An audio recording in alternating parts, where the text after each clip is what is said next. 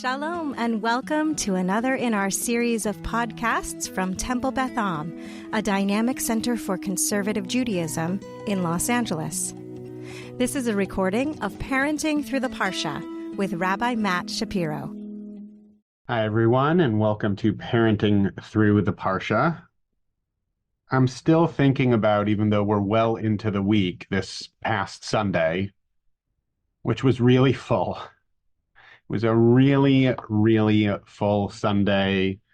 My oldest had something down in Irvine that Sarah took him to. I was schlepping around the other kids as a Abba Uber, an Abuber, as we call it, in my house. Just errands and birthday parties. It was not exactly the most restful or restorative weekend. There was one moment I had dropped off my 9-year-old at a birthday party. I took my 5-year-old over to the library. The farmer's market was happening. We parked. We were about to get out of the car.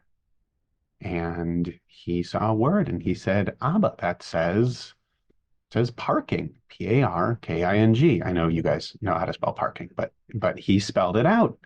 And it was just this really cool and unexpected moment. Having my kids learn to read has just been, with each of my older two, such a highlight for me.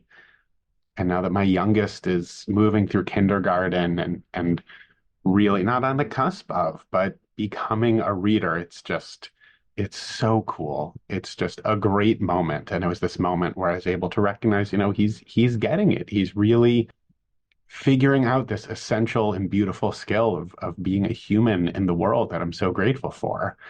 And it was this lovely moment. Then, right back into the fray of bustling around the market and dropping off the books and picking up and dropping off and all of it, right? Right back into the business of the weekend. And I think so much in my experience of parenting is that dance between those two poles of these really beautiful, rich, cute, sweet moments, and then the rest of the time just being in the business of life. This week we read Parshat Pekudei, the last book in Shemot, the last Parsha in Shemot, rather, wrapping up the book of Exodus. And it's now the fourth of 5 Parshas that we're mostly getting instructions for how to create the Mishkan, the tabernacle. And yet at the very end of the Parsha, we finally get there. We finally get to a place where the Mishkan is completed. And at the very end of the book, there's this scene where a cloud covers the tent, the presence of the Lord fills the tabernacle. This idea that all of the work is now really paying off in this heightened spiritual moment, not just for Moses, but for all of the people. That it's really a climactic completion of all the work that's been going in. And I was looking through this. I often look on the website, Sefaria, for sources and for comments. In this case, I was looking at our Eitz Chaim Chumash. There's a really interesting comment in there that said that there are moments, a wedding, the birth of a child, an escape from danger, when God erupts into our lives with a special intensity that transforms us, but that is too intense to be lived constantly. Then there are times when God is a constant presence in our lives, marriage, parenthood, years of good health, in an equally real but less intense manner. And I thought that was a really interesting comment, because in the everyday ins and outs of parenting, I don't know that I would say I'm constantly feeling God's presence. Sometimes it's really frustrating, as you've heard me talk about if you've listened to any of these before. Sometimes it's just repetitive. Yes, there are the moments when I'm hearing a word spelled out for the first time, but I don't know. Yes, even within that more mundane in and out of everyday life, I don't know that I'm always aware of that. And so I wonder about within the more everyday way of experiencing God, if there's also those ebbs and flows, those peaks and valleys of how we experience and come into contact with something bigger than us. Because I think we also really want that. I want those peak moments. I want those ahas. I want that, oh my God, look at how amazing it is what my kid is doing. And I think back a couple of weeks to the golden calf, because I think part of what that is, I think there's a lot there, but part of what that is was reaching for that transcendent moment, reaching for that contact with something holy and divine and ecstatic, reaching for something beyond our everyday life. And when we grasp, it often then falls through our fingers or we fall short.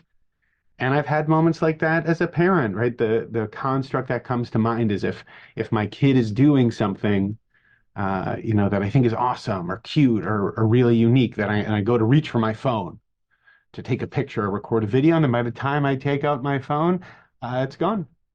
It's over. He's done. He's moved on to something else. And I was so busy trying to grab it that I missed it. Just last night, Rafi was doing something really cute. My 5-year-old was doing something really cute in my office, and I was tempted to take out my phone, and I just paused, and I appreciated it, and it was beautiful. And it passed. And 2 weeks from now, I might not remember it. But I was more present in that moment. And so I think there's two pieces here. One is cultivating a sense of presence when we can, recognizing the ways in which there can be God, godliness, divinity, whatever you want to call it, in our everyday moments. And two, recognizing that it's a lot of work. We just had 4 Parshas where we read about how to create this space, and we get a couple of verses saying that we have this peak moment.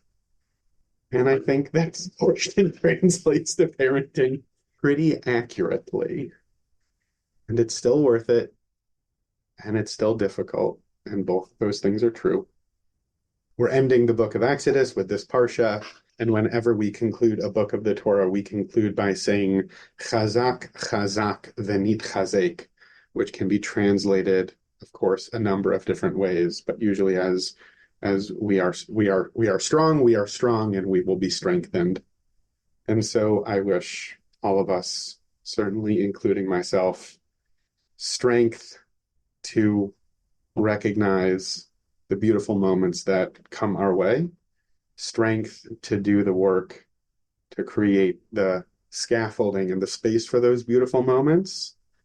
And in this word, Venit Chazek, it's in the plural and the reflexive. So may we be strong together in creating spaces in our homes, in our communities, where we can do this difficult and holy work of parenting together. You have been listening to another in our series of podcasts from Temple Beth Am, a dynamic center for conservative Judaism in Los Angeles. If you enjoy these podcasts, we invite you to write a review on the Apple Podcast site or wherever you get your podcasts. For more information about Temple Beth Am Los Angeles, go to tbala.org.